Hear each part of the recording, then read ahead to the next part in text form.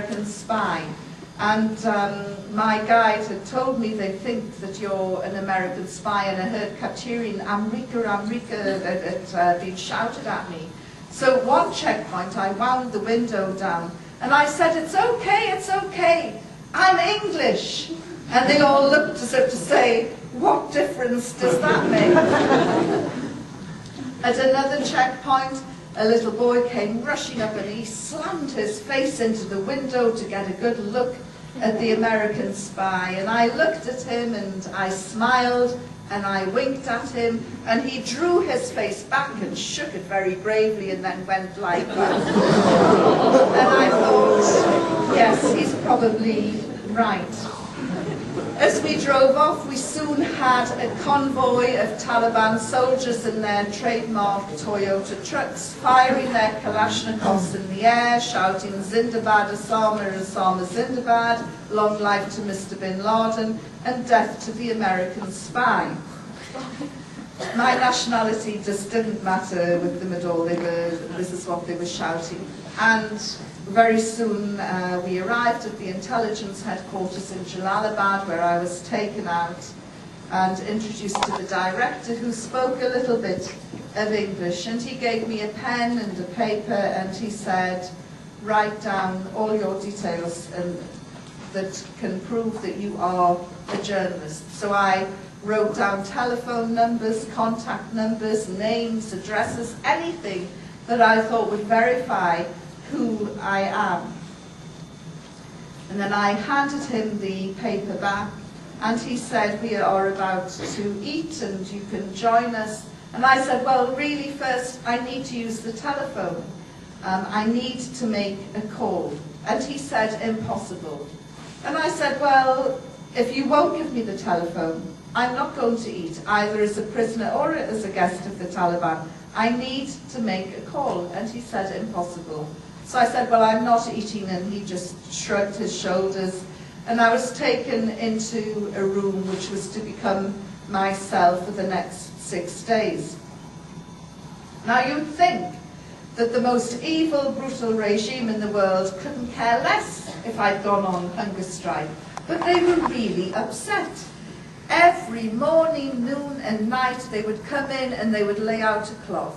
And they would bring in the most delicious smelling flat bread and a little bowl of rice, and depending on what time of day it was, a little bit of stew. If I was lucky, there might be 3 or 4 pieces of meat there.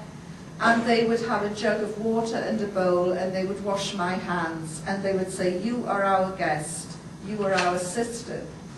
And I'm thinking, I'm not falling for this. You know, these are evil, brutal men, and they hate women. I'm not going to be nice to these guys. And so I said, take the food away. And each time we went through the same charade, and each time I would say, telephone, they would say no, and I'd say, take the food away. By the 3rd day, I was still feeling okay. A doctor came in. He trained in Germany, but he understood a little bit of English, and he started checking my pulse, looked in my mouth, in my eyes, in my ears.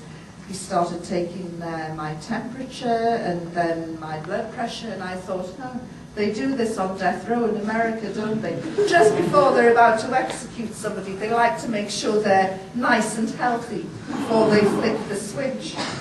And he took my blood pressure and something bothered him about it. So he took it again and I said, yes, it'll be high. And he said, no, your blood pressure is normal.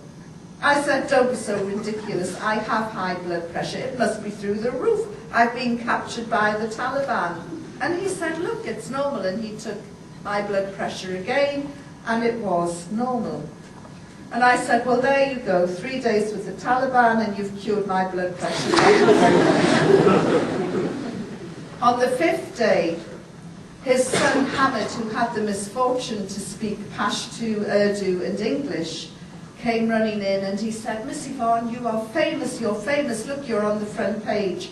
And even though photographs were banned by the Taliban, there were 2 Reuters pictures of me and headlines which went right the way down the front page with a tiny little story at the bottom.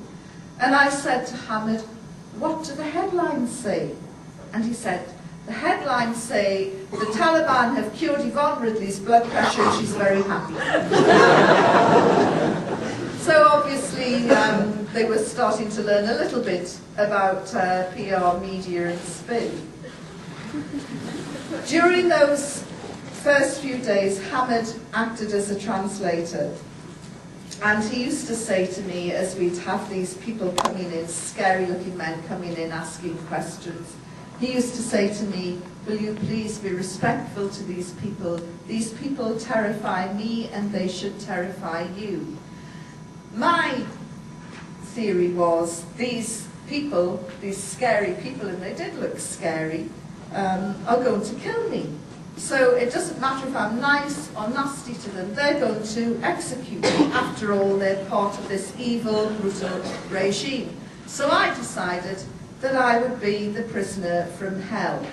So I'd gone on hunger strike, I swore at them, I cursed them, I spat at them, I threw things at them. In fact, every prejudice that they would have held about Western women would probably reinforce tenfold by my behaviour. And they responded by telling me, you were our guest, you were our sister. And I'm thinking, what's wrong with these people? What don't they understand about being a brutal regime? I really thought that if I cut them any slack, if I was nice to them, that's when the electrodes would come out. That's when the abuse would really start. So on the grounds that you don't kiss the hand that slaps you, I became the prisoner from hell. On the 6th day, Hamid came to see me, and he said to me, he came in and his face was almost black with fear, and he could barely talk, his mouth was so dry, and he said to me, you have an important visitor. He is very, very important, and you must be respectful. And I said, well, who is it? And I'm thinking, you know, is it Mullah Omar, Osama bin Laden? And he's going, please, you must be respectful. And he went away. He came back a few minutes later and knocked on the door. Although I was the prisoner, I had my own key. And I told you they didn't understand this evil, brutal regime business. And so I opened the door, and there, standing in front of me, was a man who made my blood run cold. I had avoided talking about religion for 6 days, and there in front of me was a religious cleric. And furthermore, everything in Afghanistan was dirty, ripped or torn. Everything that the Taliban wore was above the ankles.